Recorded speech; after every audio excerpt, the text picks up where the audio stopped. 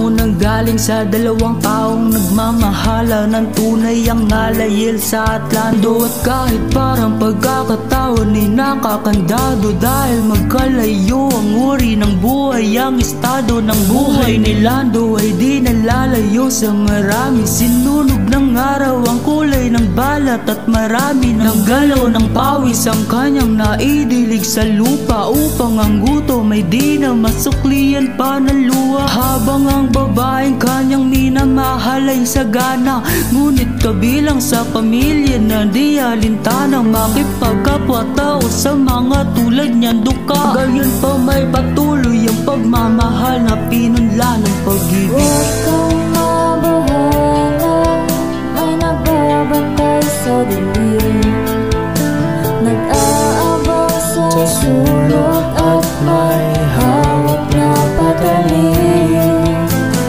Di ka hahayaan na muli pang masaktan. Huwag ka nang matakot sa dilim.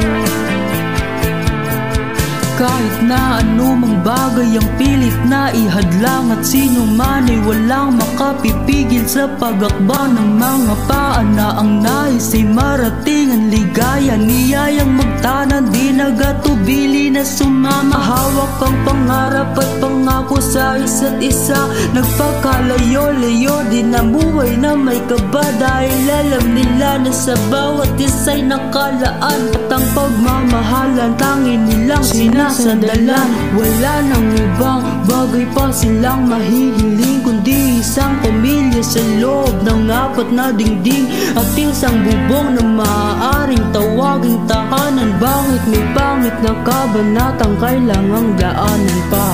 Huwag kang mabahala, may nagbabantay sa dilim, nag-aabang sa sulok at may hawak na patalim. Di ka hahayaan na muli pang masaktan. Huwag ka nang matakot sa dilim. Isang gabi ng Huwebes, lumubog na ang araw.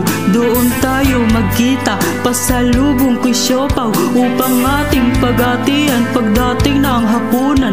Meron palang nakaabang sa amin na kamalasan, eskelita sa ermita, may sumak sa kayelsa. Sa tagiliran isang makalawang na lanseta, ang gamit upang makuha lang ang kanyang pitaka.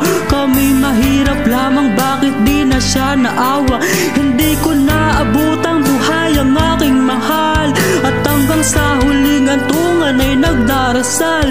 Bakit po ang laging lumalabas sa aking bibig, palabi-labi ni walang landas?